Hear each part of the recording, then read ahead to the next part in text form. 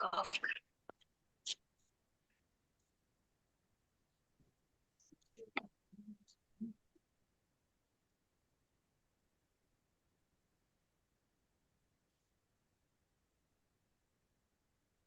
evening, everyone.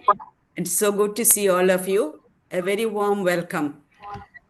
It's great that week after week we come listening to great people sharing their life stories and experiences. Before we begin, I just want to share with you one little paragraph from the reflections one of my sisters send me every week. She says, to be sent by Jesus today means to walk into everyday life with a heart that listens, eyes that see deeply, and a presence that gives peace. The message is not in the words we speak, but in the way we live. Not in doing big things, but in doing small things with great care. Not in being perfect, but in being truly present. And this evening, we have someone with us who is really reflecting this message. That is Sister Joel. Before we welcome Sister Joel, may I invite Sister Manju Kulapuram to lead us in prayer and also to introduce Sister Joel. Manju, over to you. Good evening, friends. Am I audible? Yes, you are. This program is organized by the National CRI, mainly for the CRI members, with great efforts put in by the National Secretary, Sister Elsa Muttat, PBVM. There are more than 1 lakh religious in India today, and we are less than 500 religious men and women, which means we are less than 0.5% of the religious in India participating in this because all are so very busy doing so many things. Keeping this reality at the back of our mind, let us bring our attention to the members attending to this webinar. Please close your eyes. Become aware of the place wherever you are. The people who are sitting with you. Take 5 deep breaths. Breathe in love and breathe out negativity. Negativity means all negative emotions and root causes of all our sicknesses. We start breathing in now. Breathe in. Breathe out. Breathe in. Breathe out. Breathe in. Breathe out. Breathe in. Breathe out. Breathe in. Breathe out. Please repeat after me the mantra of Louis Hay. All is well. Everything is working out for my highest good. Out of this situation, only good will come. And I am safe. Please open your arms and receive the positive energy of love and peace from the universe.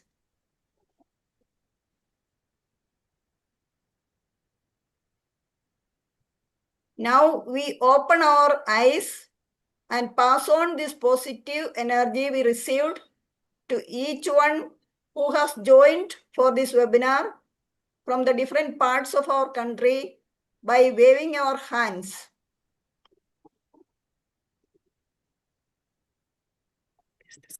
Please open your eyes and wave the hands.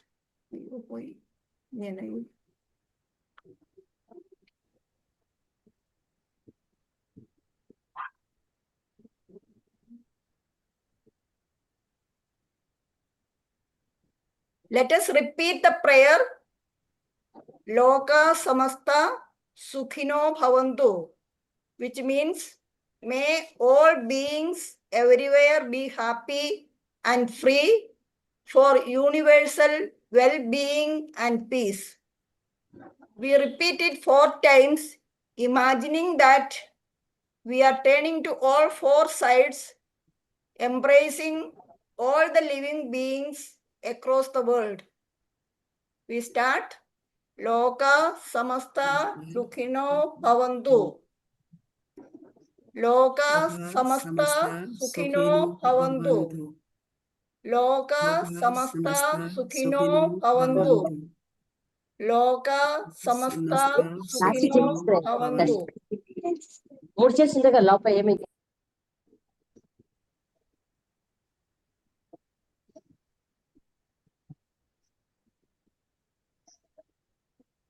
Today, Sister Joel SCN will share with us something of her life story.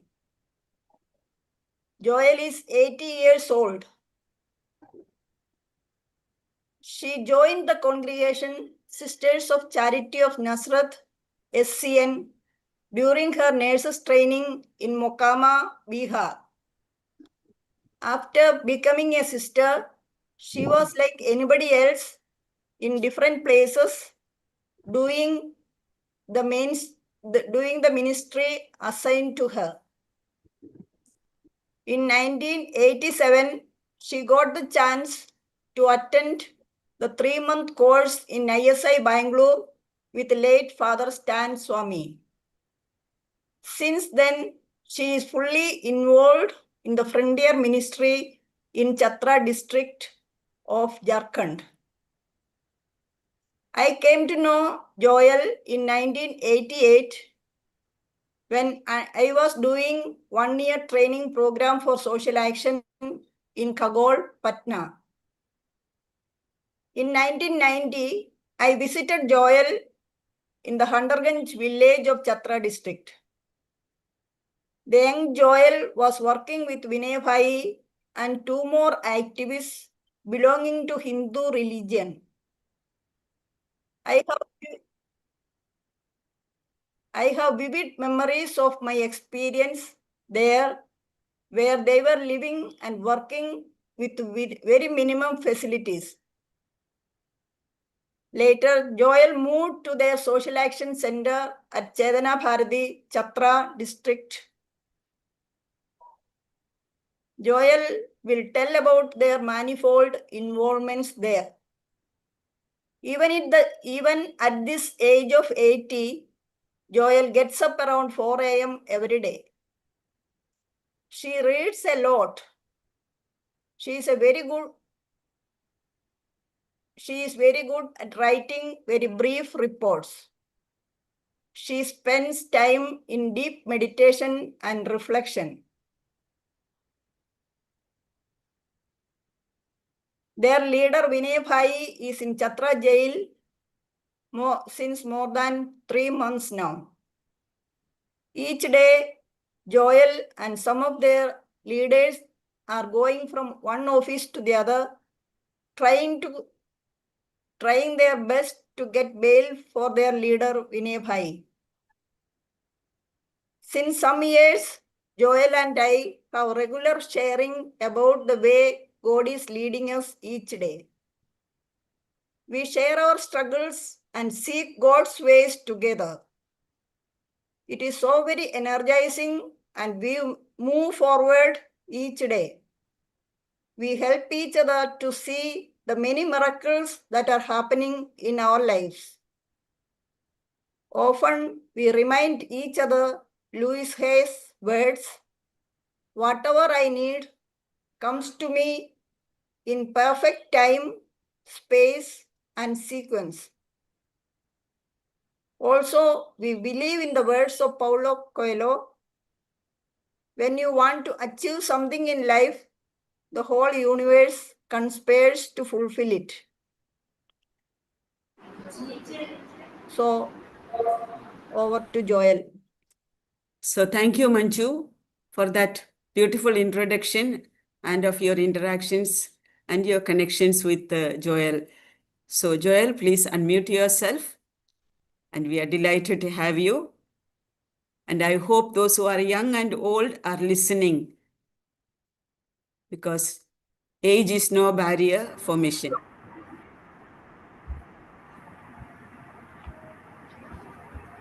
Thank you very much, Manju, for the beautiful prayer and the introduction, short introduction. Surprised.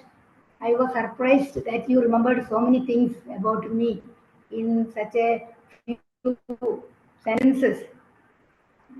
First of all, I want to thank Elsa, National CRI Secretary, for inviting me to share my life with everybody.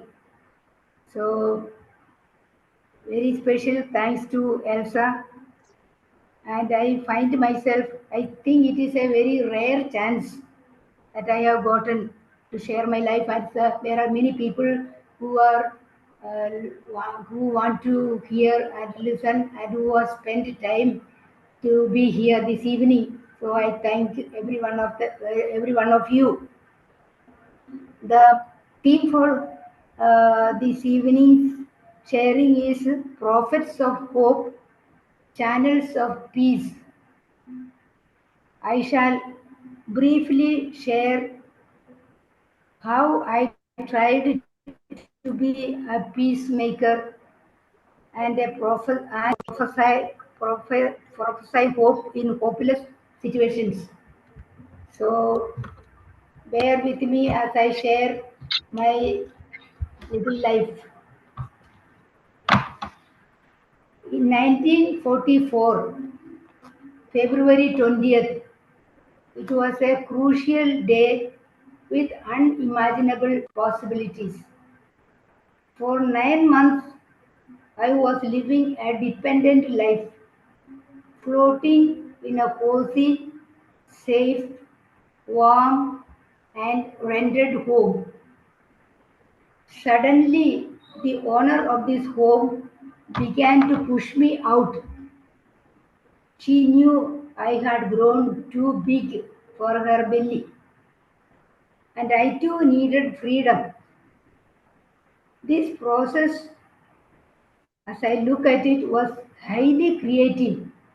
With a few deathly push, I was out with a frightful scream to a waiting, strange, and unfamiliar world. From then onward, my life has been a mixture of fear, struggles, and ecstasies for freedom. Of course, I had to learn many tricks, compromise, negotiate, rebel at times. My childhood and school days were ordinary, nothing very special. I was born after six boys. I was like Alice in Wonderland. I enjoyed my childhood and school days. After six boys, I had some negotiations to make. I had to do. I had to play some tricks to get their approval and recognition from my ready to pounce brothers. As a child and as a person, I was drawn to the outer world. Outer world of men, mud, and meals in the open. I enjoyed going out, eating with the workers, and playing in the field. And I enjoyed the nature. I was a nature girl. Then these brothers, they Actually, it was a blessing in disguise. They thought I was good for nothing. I was skinny. I was not able to do anything. So I developed a theory within me. I began to say to myself, I am very good. Nothing is impossible. And I must prove to these fellows that I am able and nothing is impossible. And this theory kept me all through my life, trying to prove myself, trying to say to myself, I am good. He can push me out. And I remember I was not very pious. I liked rituals, but not a pious person. But I enjoyed a retreat that we had as children. A Capuchin father came and gave us this retreat. I was about 8 years old. And his retreat, the whole retreat was in song form. And I remember two lines in that I enjoyed singing. So I remember two lines from that from his songs, which said, I want to sing it. My voice is all cracking now, but I like to sing it. അവനും വിശുദ്ധരാകാമെങ്കിൽ എനിക്കെന്തു കൊണ്ടതു സാധ്യമല്ല. If he and she can be a saint, why can't I? So this he kept on repeating, and all through my life I have been remembering these two lines. Other than this, I had nothing special about my childhood and school days. They were ordinary. And after finishing my studies, I did not know what to do. I was not inclined to become a sister. So my brother decided that I should go for nurses training in Mukama. So I came to Mukama for nurses training in 1961. And during the Mukama was very difficult. The pathetic conditions, the poverty, the misery, the malnutrition affected me so much that I stopped eating. I felt that it is selfish to eat food when the people were suffering all around. So that affected my health too. I used to be very skinny. And then during my nurses training, one sister came to me. I was studying, came to me, and she asked me all of a sudden, "Would you like to become a sister?" Then out of the blue, I said, "Yes, sister." I think one reason was that I liked that sister, Sister Teresa Rose. So after a few months, I joined the candidacy, but I completed my nursing. So during our candidacy, it was very interesting. There was a war with China, and during candidacy in the class, sister used to say, "Think globally, act locally." So in that thinking globally, acting locally, we saw the war with China, we saw war with Bangladesh, and we saw Vatican Council, and we went through the renewal of SCN Constitution, liberation theology. These all were very exciting and new, and I enjoyed, because all these things pointed to working for the poor and liberating the poor, which was my pet topic. And as a child, I loved Francis of Assisi, and I read all his books. And Brother Martin Porras, Black brother, and he was working with the poor. So these things encouraged me, and I grew up in this atmosphere.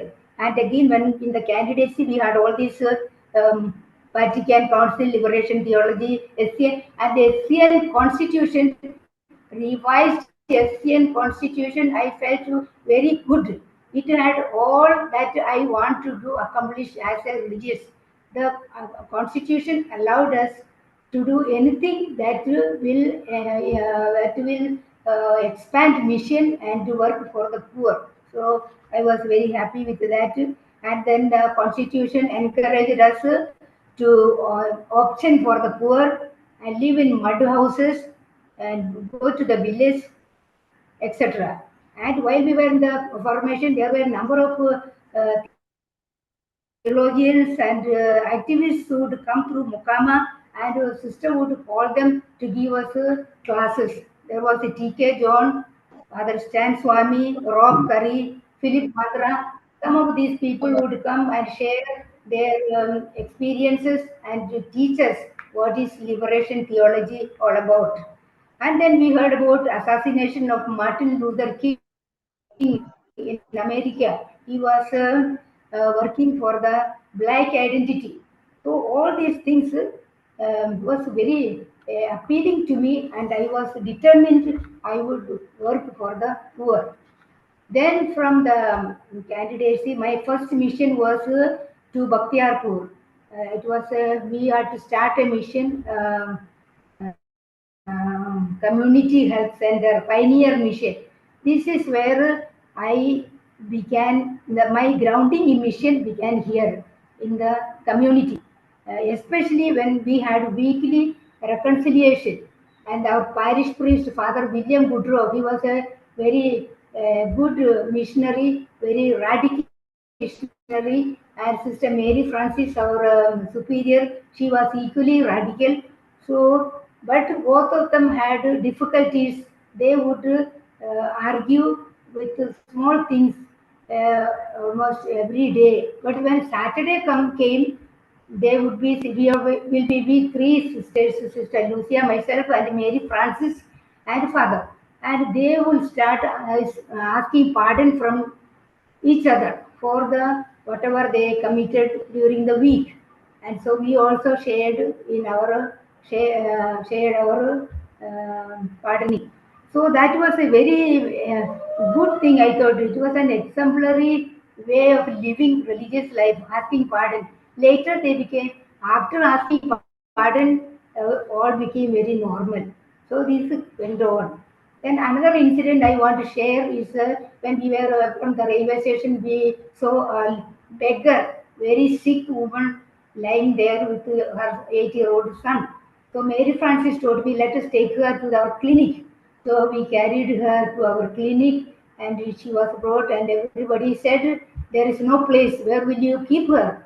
So Sister Mary Francis said, there is always room for one more.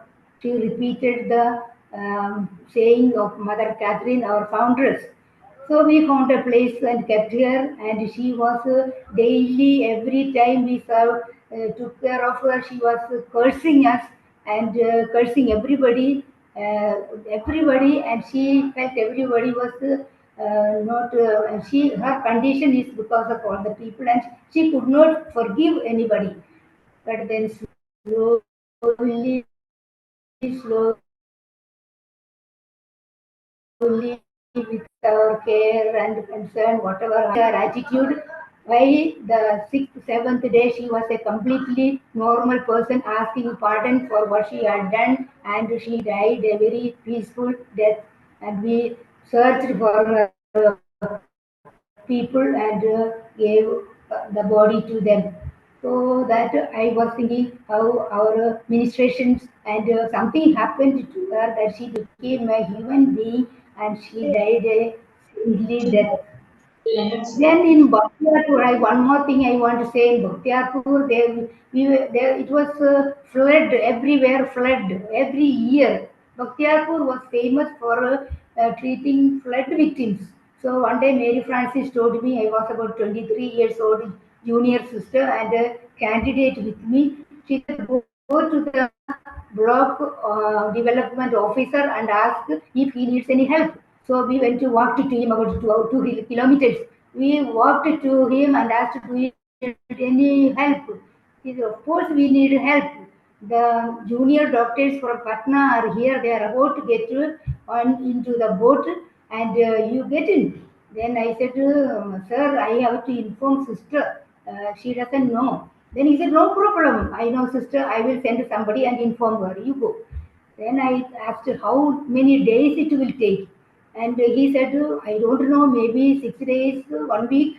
Then I said, sir, we have nothing. We just came in our what we are wearing. Then he looked at me and he said, sister, you are going to the people, not to the animals. whatever your need, they will take care of you. If you want to go, you go. And he challenged me. He said, if you want to, you get into the boat.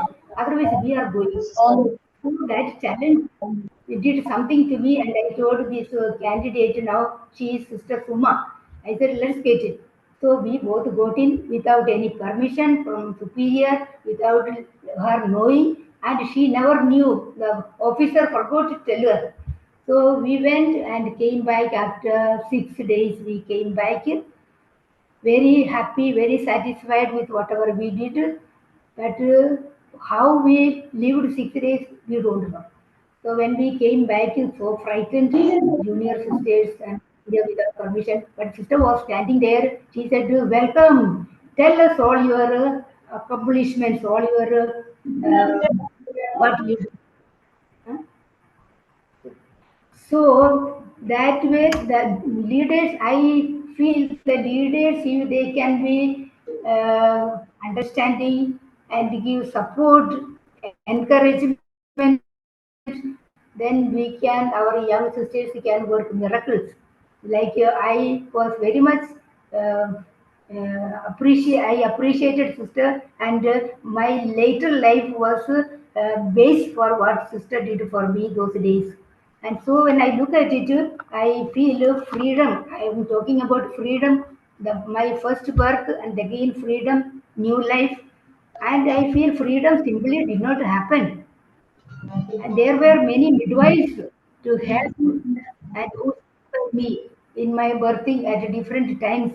The village women, the dying declaration of a young boy who, before his death, he was in my lap. He said, Sister Diti, you are a God for me. My novitiate class, very often, we had regularly discussion and sharing, and they were my midwives. And it is difficult to name. There are so many. I find it difficult. I may miss somebody. Then I had my mission in Nepal. I shall not go into that because it will take a long time. But my life in Nepal and Bihar had enough ingredients to look for more challenging and radical life. I knew what it means to be alone and homeless when Nepalese refused to rent out their houses. For 8 years, we went from one house to another. They would rent a house for 6 months or 1 year, then they would tell us, you go. So to find homes, it was very difficult. So I knew what it means to be homeless. Then what it means to take risks, crossing a swollen river, sitting on the shoulders of a man to assist the delivery of his wife, and what it means to in providence. We talk about providence. The word providence had meaning in Nepal and in my work in later work. Providence meant a lot in Nepal. Novices were with me, and I left one novice with to take care of the old people at Pashupati Nath temple, and I came away. She had to stay there all day and come back, and I trusted in the providence that God will take care of her. And she is Sister Emilia Morris, and she is an exemplary, great woman today in our congregation. Now comes my, I suppose it is the last birthing, I don't know, last phase in my life. So far, I was functioning within a given structure. I had a religious structure. Within that, I functioned, and I was looking for something else, a different structure I wanted to get into, but I did not know where to go, what to do. So I went to Father Philip Mandra. I said, Philip, I have been working as a grassroots worker, but I want more. So he understood me because he was my mentor for many years. So he told me, you go to Indian Social Institute, Bangalore. Father Stan Swami is there, Lut Swami is there, and he conducts 3 months course every year for religious and priests and brothers. So I went to ISI Bangalore in 1988. That was a second baptism for me, and that was the time I promised, I made a vow that I will work, I will as a religious, but outside the religious institute. And Father Stan helped us to look at the present structure. He made me stand, he made us, we were six from Bihar. He made us stand naked and look at Jesus bound before Pilate. We were six from Bihar and we were a group who argued and fought and discussed and analyzed. So we enjoyed this group. And so, and after we, in among ourselves, we did all the discussion and sharing everything, and we got stuck up. Then we would go to stand in the evening, and he would challenge us.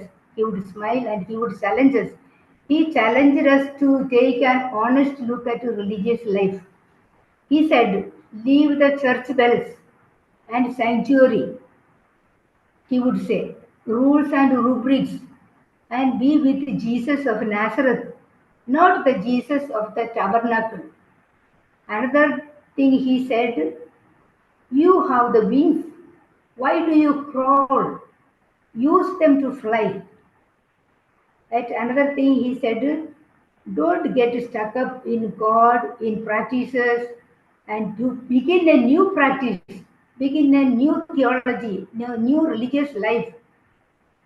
You be part of your, he said, be part of your religious community, but take the community to the people, to the villages. Don't be stuck up in the religious community within four walls, but you take that institution to the villages, to the people." So that was my second baptism, and I decided I am not going back to Nazareth Hospital or any other institution. I went straight to Sister Shalini, my provincial, and I told her I want to do life differently. I don't know what. So sister had a meeting with the province council, and they agreed. They allowed me to spend 9 months in Chakra, because I told her I knew Mari Tobin Medical Mission, Lily Vahan and Niti Bhai. They were working there. Lily Vahan, IMS, ICM sister, and Niti Bhai, IMS father. They were working there with the people. So I thought I will go with, join them. So I went there. I got from Mukama.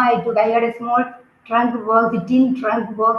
I took that, and a few rupees I had as pocket money. And no, there was no farewell or prayer service or bye bye, all those. I just got on a bus and went to Chatra, and our sisters, our convent is there. They gave me lunch and they took me to Lily and Niti, and I stayed with them for 6 months. I learned the basics of how to work with people. Lily was excellent in dealing with women and the work, and they had 5 years they had worked in a village in Khandarganj, and they had moved to Chatra. But after a few months, I felt I am not meant for a town, to live in a town and work. So I told them I like to move out to the village. So then I heard that Mary Tobin was in Hunterganj village. So I asked her. Then she said, "You can join me because my companion is gone back to Goa." So I joined Mary Tobin. Of course, I had nothing. Whatever I had, went to her, and she was living in a house of a village woman. One room they had given her. So we both used that room, and she had a straw bed. So we both used that straw bed. Mary Tobin was a surgeon, and she gave up surgery and Holy Family Hospital, and she was living in this village. And then after arriving this village, I found my place. I found my home, my place, and this is my community. And Mari and I, Binay Bhai and a few other fellows, we used to have hours of discussion and analysis and sharing in the evenings from 5 after our work. We used to sit around and discuss and share and analyze political analysis. I had no idea of what politics, and here I learned.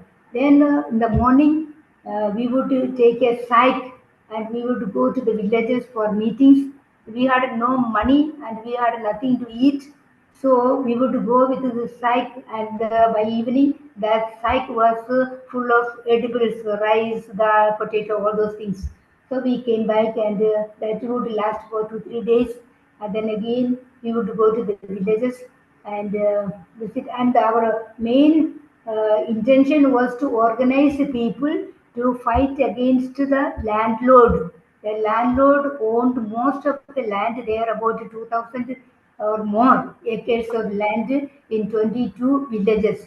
So we had to organize and get the fear out of the people because they are terribly afraid of the landlord. So I did not know anything about politics, but I and Mary Tobin, we organized the women and the young girls, and I did some home deliveries and health work clinics I had. But this was our daily work. And then this fellow, Vinay Bhai, had many cases on him because of this fight against the landlord and all that. So, oh, I want to say something more about the women, the village. How I became awakened through these women.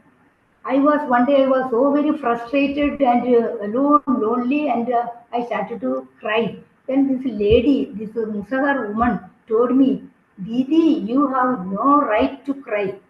You are a responsible person. You should not cry over frustration. That was Nagia Devi. Then another day, I had one orange with me, and there were 6 or 7 women sitting there. They took that orange from my bag, and I said, "What will you do? There's only one." They said, "We will show you." And they shared that orange among the 8 of them. No, in the novitiate or in the religious life, nobody taught me that orange can be shared with so many people. One orange for one sister. So that was the training we had. Then,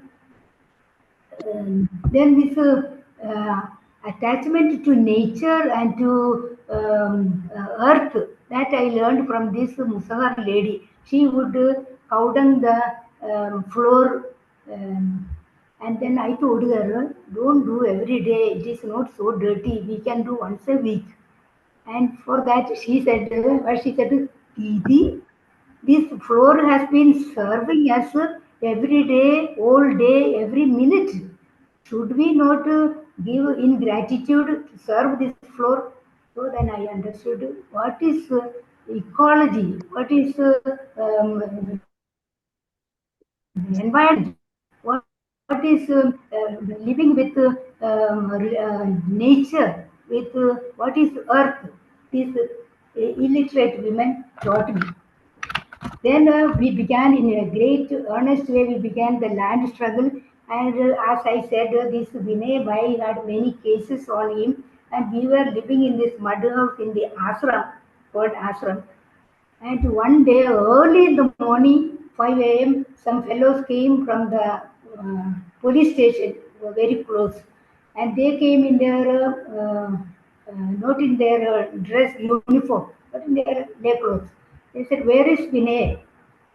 So I said, "You sit there, and I don't know who you are. You did not do. I don't know who you are." Then they said, "We are police." Then I said, "If police, where is your vardi? Where is your uniform?" Then they kept on insisting, "We want to meet Vinay." So he heard from inside. Vinay heard from inside, and he came out. He asked, "Who are you searching? Who are you looking for?" Then they said, "We are looking for Vinay Sengar." Then he said, "I am Vinay Sengar. What do you want?" And they said, "We want to take you to the police station." So Vinay said, "You will not take me. This sister will go to Takra to the SP and talk to the SP, and the SP will give permission. I will come to the station. So they were insisting and they were going to lift him. They almost lifted him, and I had nothing with me. My bare fist, I was beating the police on the back, on their back. And then the villagers saw this man being lifted, so they came running, and the police dropped him, and they went away. Then I knew for sure they will come back because I had asked, I don't know you, you have no dress. And so they came back. They came back after a little while, so many of them about in their uniform.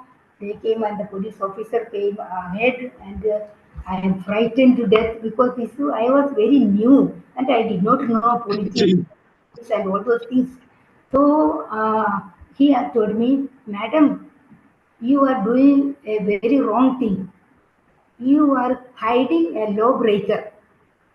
Then from somewhere I got the words. I said, Sir, he is for you, he is a lawbreaker. For me, he is innocent. I left my home and people and everything, and I came to this place to save innocent people. It is my dharma. I used the word dharma. I said, it is my dharma to save innocent people. And your dharma is to catch the culprit. So I told him, you do your duty, your dharma, allow me to do my dharma. In doing my dharma, if you think I am guilty, you handcuff me. So I put out my hands and I said, you handcuff me. So he said nothing. For a few minutes he looked at me and he told the other police, let's go. As he was going away, he warned me. He said, because of you, the whole village will be in trouble. We are going to give a case. I said, I cannot help you, sir. I am doing my dharma. So then he did not give case or anything. Then that was one time I saw when you have nothing, you have no words, then God will put words into your mouth. And then I want to share another thing here.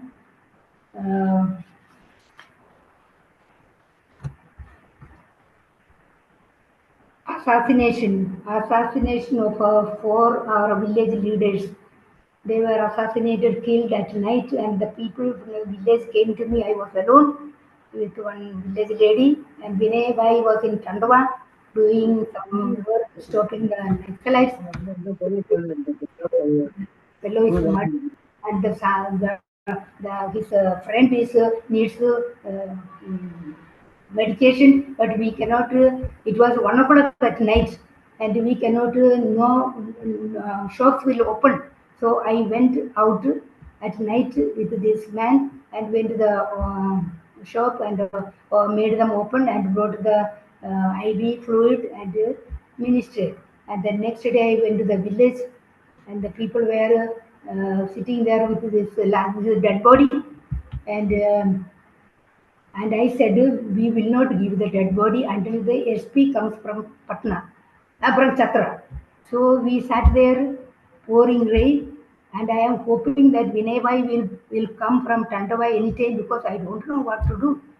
And the police came, they are pestering me, they are telling, you are the cause, you give us the body. I said, I cannot help it, it's the people, they don't want to give the body. Then finally, I came and the body was taken, all that.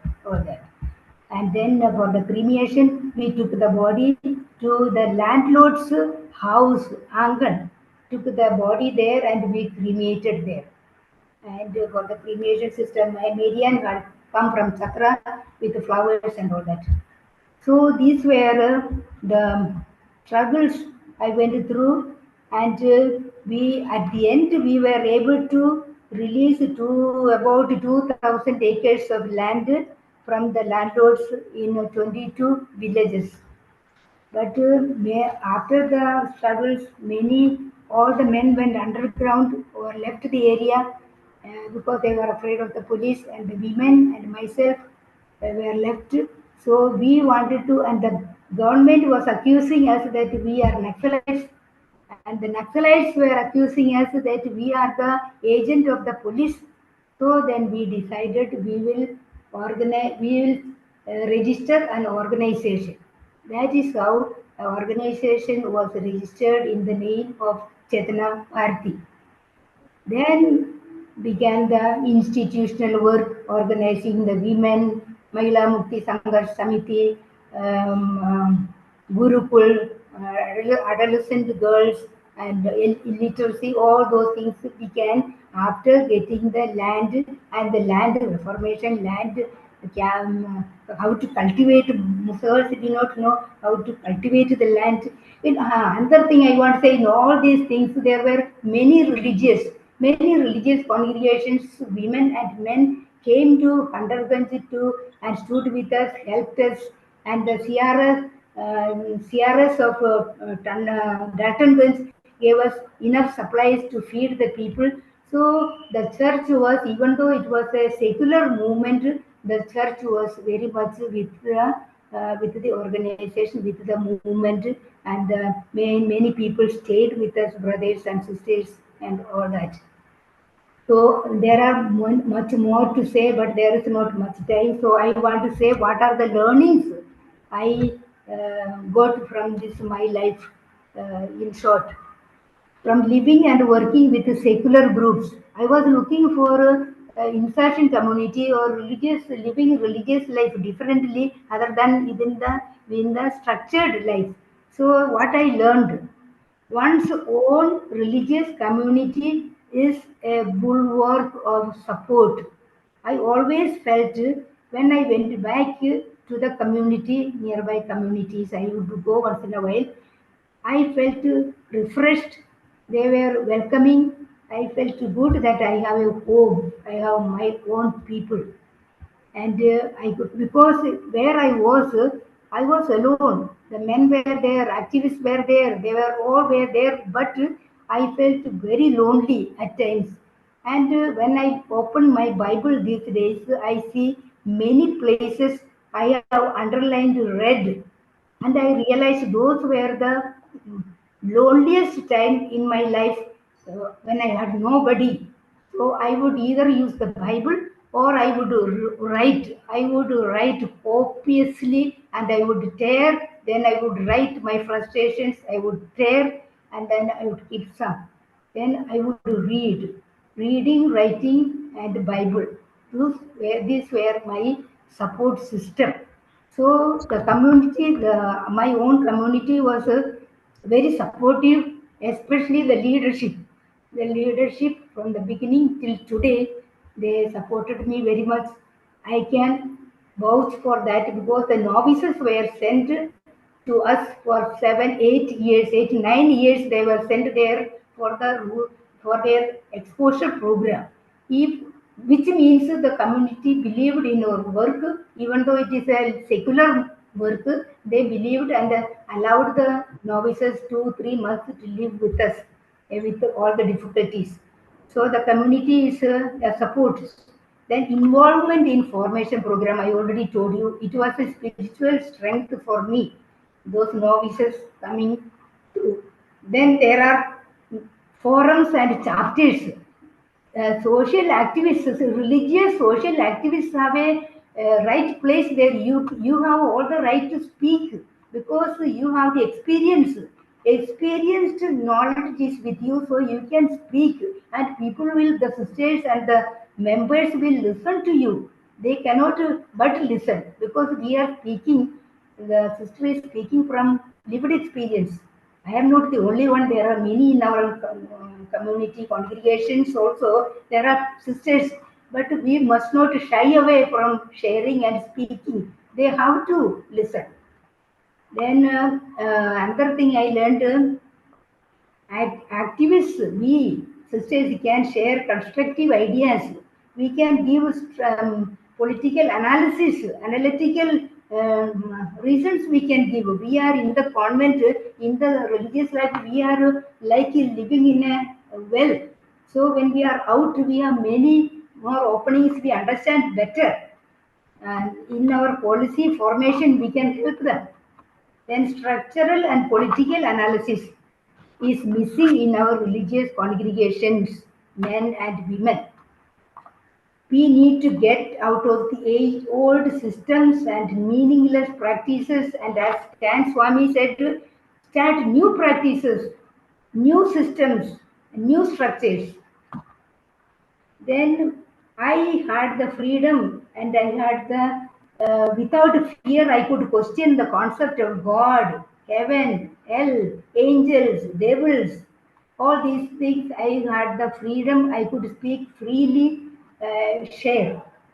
And I could see another world much more beautiful and healthier than the present structure we are living in.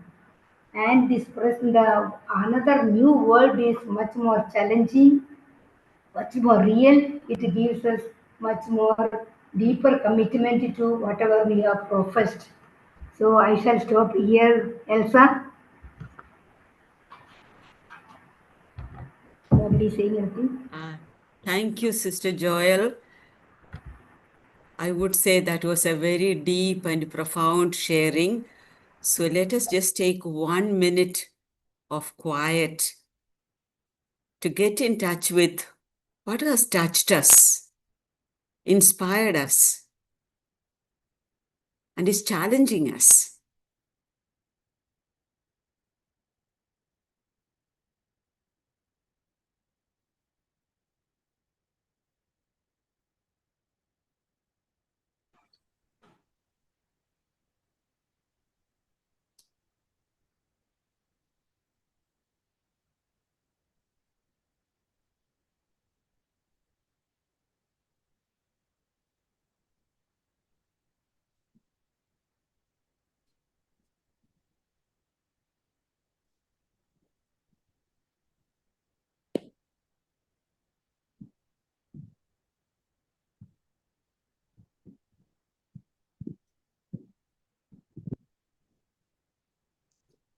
Actually, I would have loved to spare some time for any interactions with Sister Joel, but I can see that we already are into 7:25 right now. Maybe just 1 or 2 interventions we can take if anybody is interested. But even if nobody speaks, I know it has been a very moving and touching experience for us to listen to Sister Joel. Yes, sister, we appreciate. I'm doing, she is doing so boldly. She said that touched me so much, sister. Really.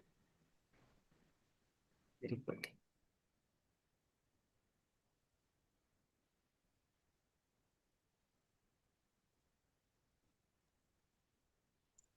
You can see or hear, I don't know. We can hear you, yeah. I don't know whether I can see who is speaking, but we can hear you.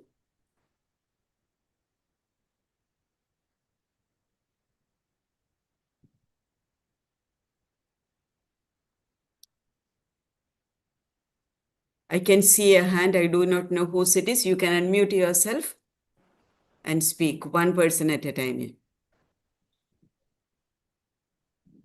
Hello? Yes, Anthony, go ahead. Sister Joel, you're at the age of retiring now, if that is the right word. Do you find other young sisters wanting to join you or come in and join you in the same apostolate, same work?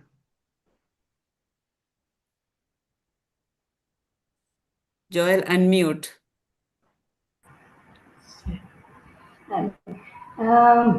Yes, I am finishing my life. I have invited many young sisters, and I think in their own place and ways they are doing, but in some places they are doing differently, but not the way I am doing. But many are at the grassroots level. Surely, so many sisters, novices came through Chakra, through Huntergunj, about eight groups, 9 groups. So they surely will have imbibed some of the lessons that learned from our villagers. So I have hope. Thank you, Sister Joel. Um, I think what is really outstanding in your sharing is your sense of self and your sense of self-worth. And from there, the freedom and the courage that you had to look for something new. And I felt at 81, for you to say that you are still continuing in that mission is very inspiring. And I would say very challenging for quite a number of us. Because I think in religious life, we have a tendency, by the time we retire from an institution at the age of 55 or 60, we think we have completed our mission in life, whereas we are just beginning our mission at that time. So I think you really have inspired us. And from the way you have shared, I know the SEN sisters. At one time when I was doing a program with the sisters, and I had two participants of the SENs there, and I asked them, what is your charism? And one of them said, pioneering. And I said, all of us do pioneering because no congregation goes without pioneering. But then she still insisted the charism was pioneering. And I hear a reflection of that in what you have shared. Your leadership, yourself, ready to go to places or to walk paths that were untrodden and places that were not familiar. And the way you are living the gospel so deeply. So sincerely, we thank you, Sister Joel, for your life, for your sharing, and for your continued involvement and inspiration. I know you are somebody who speaks your mind, who thinks very clearly, and I understand where that clear thinking comes from, because I think it is because of your involvement in the reality of the lives and the struggles of people. And all these weeks, when we listen to different people who are prophets of hope and channels of peace, one thing that we are hearing again and again is the reality of Christ and mission becomes real when we are really involved in the life realities of people. And it is from there that we get the vision of religious life. And you are once again inspiring us, challenging us to say that there is a different way of living religious life. It is not just within the time structured form of religious life. And I really admire your leadership, who allowed you to face those realities, especially going with the taluk officer and all that, when you were such a young sister. Today, the tendency for us is really to protect our sisters. I know we need to protect, but while we need to protect, we also need to expose them to, where the mission is calling us, where Christ is calling us. And you also shared, your deep spiritual experience, which is totally different from doing the rubrics and the rituals of prayers and things that we do, but really going far deeper into where do you experience God and God's calling. Thank you so much for your sharing. And I do hope we are all inspired by this sharing. And especially those among us who are leaders, you will inspire and challenge the young sisters to think differently about religious life and, live religious life differently. Thank you so much. I'm not very sure. Next week or the following week, we have something on social media on the 15th of July. It is not CRI, but a women's group. The Women Theologians Forum is organizing something on the cyber crimes we will be using this Zoom. You are welcome to join that. And also Father Suresh will be sharing on social media and how to manage social media. So look forward to seeing you all again. And once again, too, thanks to Sister Joel and also to Sister Manju. I know Manju shares very closely with Sister Joel. And she has also have similar experiences.